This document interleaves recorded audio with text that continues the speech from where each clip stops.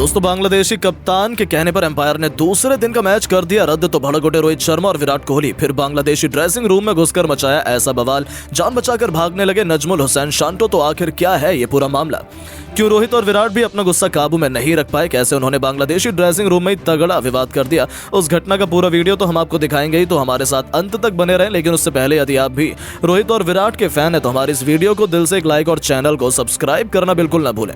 दोस्तों क्रिकेट की यदि कोई बेईमान और सबसे बदतमीज टीम कोई है तो वो बांग्लादेश है। ये बात तो हर एक क्रिकेट प्रेमी बता सकता है, लेकिन टीम इंडिया ने उन्हें उनकी औकात दिखाने में कोई कमी नहीं छोड़ी। चेन्नई के मैदान पर उन्हें बेइज्जत तो भारत ने किया ही था, तो कानपुर के मैदान पर दूसरे टेस्ट मैच में भी बांग्लादेश अपनी इज्जत बचाने के लिए आखिरी लड़ाई लड़ रही थी, जहां एक बार फिर उनका मुंह काला होना सुनिश्चित था। लेकिन बारिश ने करोड़ों फैंस की उम्मीद पर पानी फेर दिया।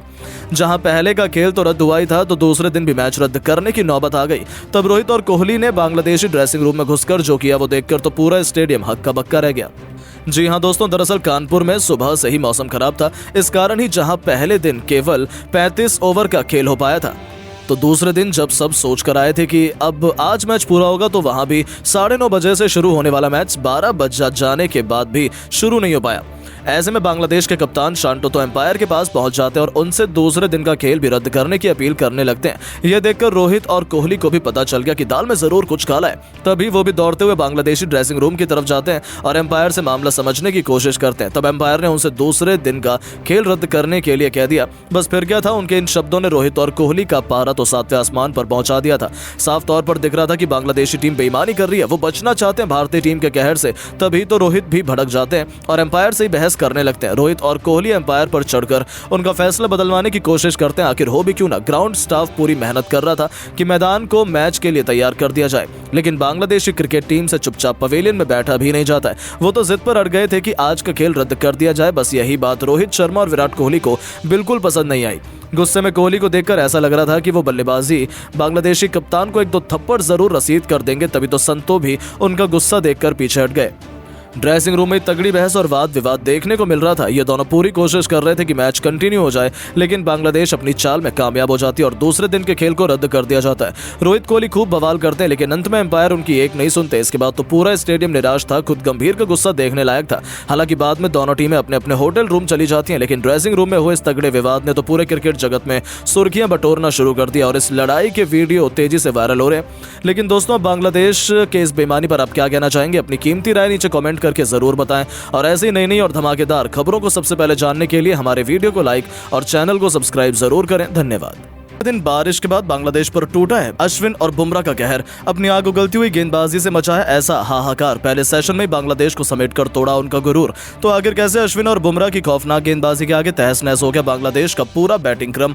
बारिश के बाद कैसे तीसरे दिन मुश्किल से 160 रन भी नहीं बना पाई बांग्लादेश की क्रिकेट टीम। किस गेंदबाज ने चटकाए कितने विकेट? खतरनाक बॉलिंग के बाद कैसे रोहित और विराट ने अपने बल्ले से मचा दिया तांडव। इस रोंगटे खड़े कर देने वाले दूसरे टेस्ट मैच के तीसरे दिन की दिल दहला देने वाली पूरी हाईलाइट का वीडियो तो हम आपको दिखाएंगे ही, लेकिन उससे पहले यदि आप भी अश्विन और बुमराह के फैन हैं तो हमारी इस वीडियो को दिल से एक लाइक और चैनल को सब्सक्राइब करना बिल्कुल ना भूलें। दोस्तों कानपुर के मैदान पर दूसरे टेस्ट के 2 दिन तो पानी में धुल गए थे। जहां पहले 2 दिनों में केवल 35 ओवर का खेल हो पाया, जहां बांग्लादेश की क्रिकेट टीम ने 35 ओवर में 107 रन 3 विकेट के नुकसान पर बना लिए थे। ऐसे में तीसरे दिन टीम इंडिया के सामने चुनौती थी जल्द से जल्द बांग्लादेश को ऑल आउट करने की। और फिर तीसरे दिन की सुबह ही भारतीय गेंदबाजों ने एक ऐसा पराक्रम कर दिखाया जिसकी तो किसी ने उम्मीद भी नहीं की थी। जी हाँ दोस्तों, सूरज की पहली किरण के साथ जब तीसरे दिन का खेल शुरू हुआ तो मैदान में उतरते मोमिनुल हक और मुशफिकुर रहीम इसी सोच में थे कि अपनी टीम के स्कोर को जैसे तैसे करके 150 रन के पार लेकर जाया जाए। लेकिन दोस्तों हमारे गेंदबाज तो आज तबाही मचाने के मूड में थे।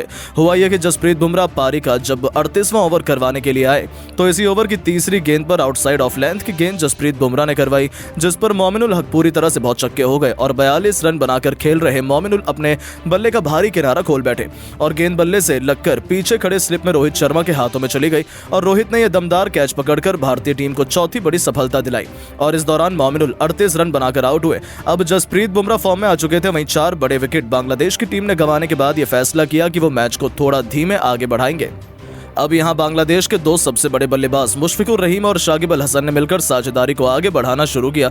अब फिर से एक छोटी सी साझेदारी पनपती हुई नजर आने लग गई। यहाँ पर भारतीय टीम पर अभी भी दबाव बनता चला गया, क्योंकि दोस्तों बांग्लादेश खिलाड़ी अगर अपने विकेट नहीं देंगे तो भारतीय क्रिकेट टीम मुश्किल में फंस सकती है।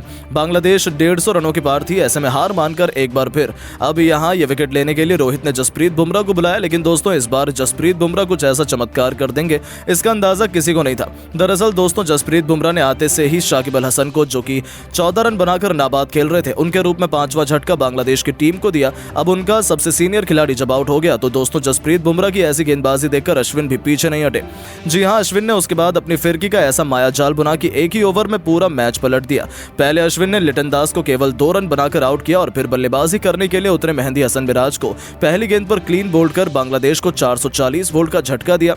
तो फिर बांग्लादेश की पूरी तरीके से धज्जियां उड़ाते हुए तेजुल इस्लाम का विकेट भी अश्विन ने इसी ओवर में लिया और 3 रन बनाकर वो भी डगआउट की तरफ लौटे।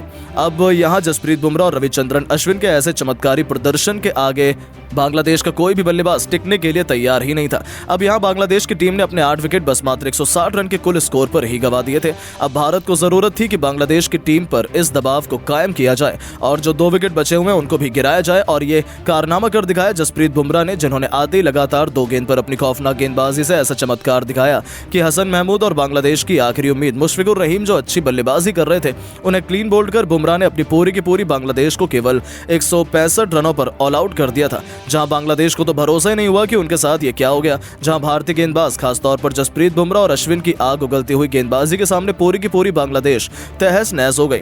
जहां जसप्रीत बुमराह ने टीम इंडिया की नाक कटने से बचाते हुए 4 विकेट लिए तो अश्विन को भी 4 सफलताएं हासिल हुई। 2 विकेट आकाशदीप के खाते में गए और तीसरे दिन के पहले सेशन में ही बांग्लादेश को ऑल आउट कर टीम इंडिया ने पूरी तरीके से मैच में शिकंजा कस लिया था।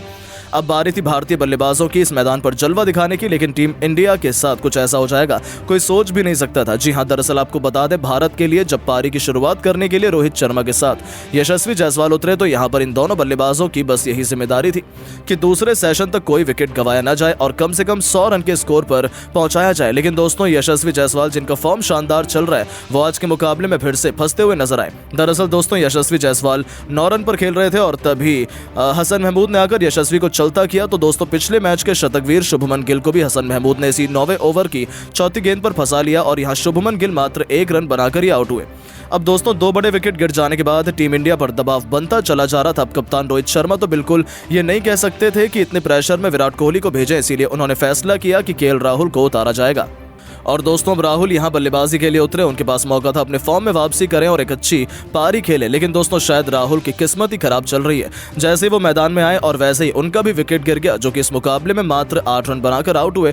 अब 3 बड़े विकेट भारत के गिर चुके थे और 3 बल्लेबाज ने मिलकर 31 रन जोड़ लिए थे। लेकिन एक छोर पर डटकर अभी भी रोहित शर्मा अपनी टीम के लिए ताबड़तोड़ बल्लेबाजी करने के लिए पूरी लगन से मेहनत कर रहे थे। अब टीम इंडिया पर दबाव इस कदर बन चुका था कि अब भारत का स्कोर यहां से ऐसा लग रहा था 150 रन तक ही पहुंचेगा और 10 विकेट भारत के गिर जाएंगे। लेकिन दोस्तों यहां पर जिसने मुकाबला पलटा वो है पहले नंबर पर रोहित शर्मा और फिर नाम लिया जाएगा विराट कोहली का, क्योंकि जब 3 बड़े विकेट गिर चुके थे तब रोहित शर्मा और विराट कोहली ने मिलकर पारी को आगे बढ़ाना शुरू किया।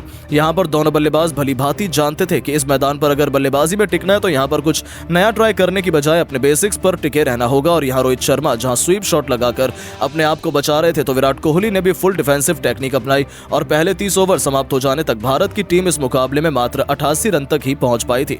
दोनों बल्लेबाज मैदान में सेट होने की पूरी कोशिश कर रहे थे। अब रोहित शर्मा और विराट कोहली पर पूरा दारोमदार था यहां से स्कोर को कम से कम आज के मुकाबले में 150 रन के पार तो लेकर जाने का। लेकिन दोस्तों शायद इरादे रोहित शर्मा और विराट कोहली के कुछ और ही थे। जैसे ही टी ब्रेक समाप्त हुआ रोहित शर्मा ने आते से चौके छक्कों की जड़ी लगा दी, जहां रोहित शर्मा बखूबी जानते थे कि वो इस मैदान पर कुछ नया कारनामा कर सकते हैं और वो रुकने वालों में से नहीं है। जहां रोहित शर्मा ने चौकों की ऐसी बरसात कर डाली कि पूरा मुकाबला एक तरफा पलट गया। जी हां दोस्तों, हुआ ये कि इस मुकाबले में अब भारत की टीम ने जहां 3 विकेट इतने जल्दी स्पीड में गंवा दिए थे, अब वहां से भारत की टीम ने 200 रन का आंकड़ा बस 50 ओवर के भीतर ही हासिल कर लिया। और यहां विराट कोहली का जहां अर्धशतक हो चुका था तो रोहित शर्मा ने भी अपना शतक पूरा करके ठान लिया था कि वो सेलिब्रेशन तब तक नहीं करेंगे जब तक कि वो अपनी टीम को 300-400 रन के करीब ना पहुंचा दें। अब यहाँ रोहित शर्मा का बल्ला एक छोर से ताबड़तोड़ अंदाज में चल रहा था और चौकों की बरसात देखने के लिए मिल रही थी, तो वहीं दूसरी तरफ विराट कोहली भी उनका साथ निभाते हुए स्कोर को ले जा पहुंचे 300 रन के पार। अब दोस्तों विराट कोहली बिल्कुल शतक के नजदीक खड़े हुए थे और 98 रन पर खेल रहे थे,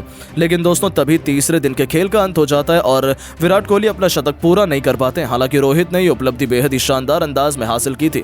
दोस्तों आज के इस मुकाबले में जहां रोहित शर्मा ने अपना शतक पूरा करने के बाद नाबाद रहते हुए 122 रन बनाए, तो वहीं विराट का बल्ला भी आज जमकर बांग्लादेश पर टूटा और विराट ने भी इस मुश्किल पिच पर ताबड़तोड़ बल्लेबाजी करते हुए 98 रन की नाबाद पारी खेली, जिसके चलते यहां टीम इंडिया ने आज 344 रन बना लिए तीसरे दिन के मुकाबले में। तो ऐसे में दोस्तों अब आप रोहित और विराट की शानदार